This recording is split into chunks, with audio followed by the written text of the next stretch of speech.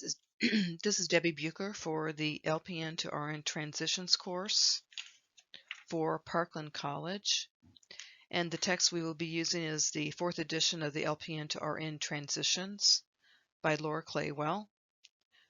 So welcome to the class.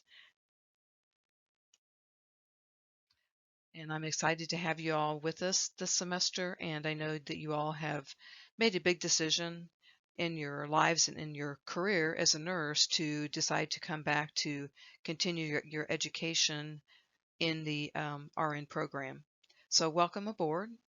I know this is a fairly big transition probably for most of you as you embark on this new journey, and I recognize it is going to be a very exciting time for you, but also it might be a little of a nerve-wracking time for you as well. So not only are you transitioning as you continue in your educational endeavors, but they also affect your family and your friends. And so you all are making transitions in your professional life, but in your personal life as well. So I hope that you all have good support systems that will kind of help support you and cheer you along the way, because there's going to be most days, hopefully, you're feeling pretty good about things, but everybody always has a bad day here or there. So it's always nice to have a good support system backing you up and kind of cheering you on as you continue on into your journey here. So and also, just like we are in a transition here, the patients you care for experience changes as well as they go from a state of wellness to a state of illness. And then as they are treated, then they go back to wellness. And of course, we are undergoing with those patients changes in their lives as well. So we as nurses, we help our patients, and we obviously can influence the changes that they experience and make. And hopefully we help to make it a more smoother transition for our patients and our families, just like I hope that you guys have a smooth transition as you continue in your educational journey here at Parkland College. And so I know you all have had to make some changes and some sacrifices so you can experience this transition in your life. But I do hope that you are all successful and hopefully have a little bit of fun along the way. So 6 assumptions of adult learning is that adults need to know why, what, and how of what is to be learned. 2, adults prefer to be more in control of their learning and are definitely self-directed. Adults have many life experience that help influence their learning. An adult's readiness to learn is associated with a need or a change, as some of you have experienced. You felt like you had a need or you needed a change in order to make this decision to continue in your education. Adult orientation to learning is practical and for immediate application. So adults want to know, why do I need to learn this and how can I apply it right away? And of course, adults are motivated to learn, especially when there will be a personal gain or a problem being solved.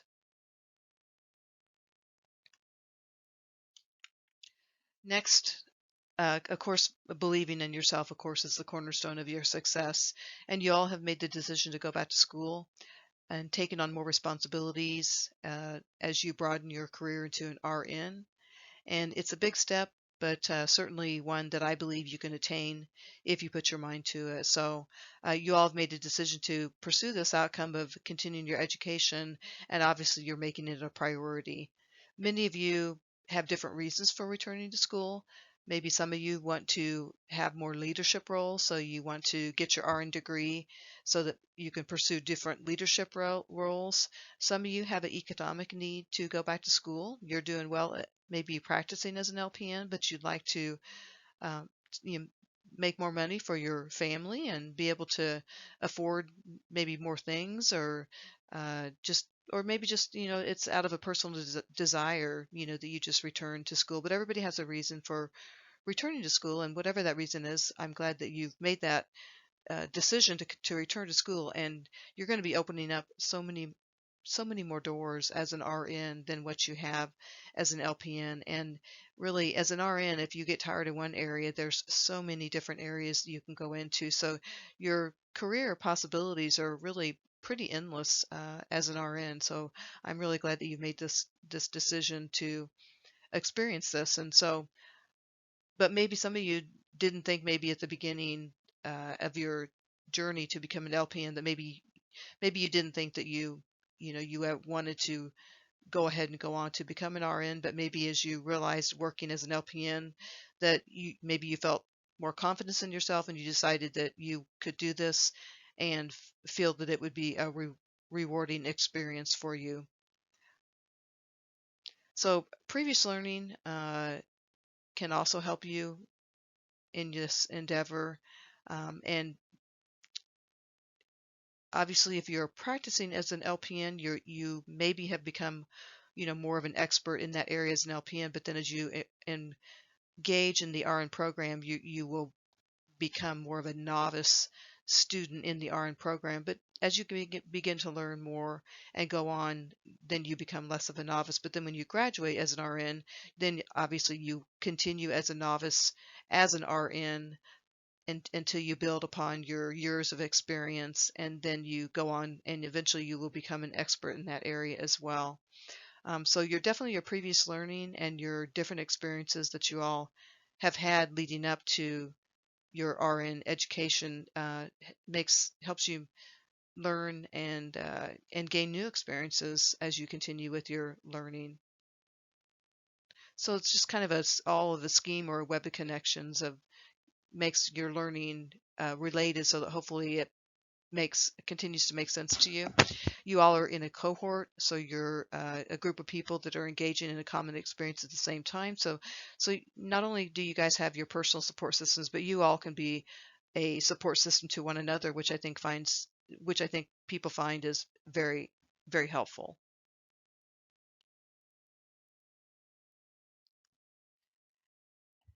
And then looking and reviewing your past, your experiential resume is your timeline of your education and your working and any prior learning that you have had prior to coming into the RN program. And there may be some areas that you may need to unlearn that may be a little bit more difficult to do than the initial learning of it, but there may be some things that you may have to maybe unlearn, that maybe you're doing something where you're working now that maybe isn't isn't maybe the best, or maybe that you would not be doing as an RN versus as an LPN. So you certainly need to be aware and have good self-awareness to be able to be successful, and looking at your previous learning and experiences. And most of the time your experiences are helpful, but sometimes again they may not be as helpful, and it may be a little bit harder to make that change as an RN. But as we know, change is pretty constant in no matter what we do in life. So you always have to be kind of ready for that next thing. And next is a quote, but the most difficult of all perspectives is to see oneself as one really is. So thinking about that, how would you describe your personal self?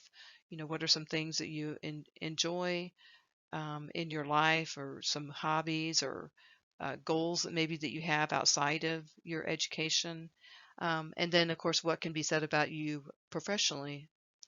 Where are you going? What are you wanting to do as you return to school to become an RN? Is there certain areas that you're interested in? What's motivated you to return to school?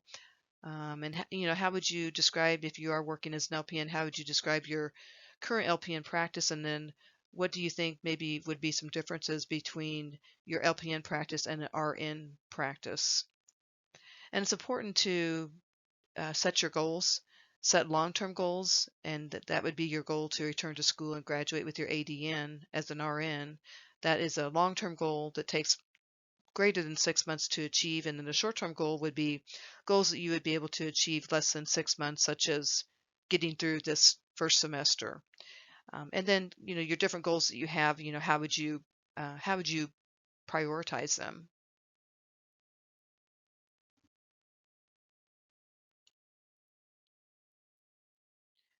Okay, which way? And then next, again, is just setting your goals, like I said before. And there is a change theory by Lewin. Adults will change if they foresee the benefits. Of course, if you don't foresee any benefits, then you're probably not going to make a a change if that's the case. So there's driving and restraining forces pushing toward and away from change. And there's three phases. There's unfreezing, where you examine your needs and motivation for change, as well as the forces that make change easier or more difficult. Moving is where you're actively planning the change and you're taking action on the change, dealing with both positive and negative forces or factors, and then making modifications.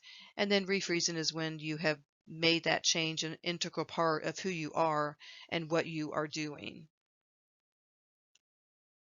And this is just a slide of the Lewin's phases. Activities to determine and or support readiness for change, and then you carry out the planned change, and then evaluation and other activities that sustain change. So, question: an LPN is enrolled in the LPN to RN Transitions course and is having to manage work and school and family. The LPN is freezing food and asking family members to help babysit. Which stage of the change theory is this LPN experiencing? And clearly she is in the moving phase. She's making and taking actions to support her making this change.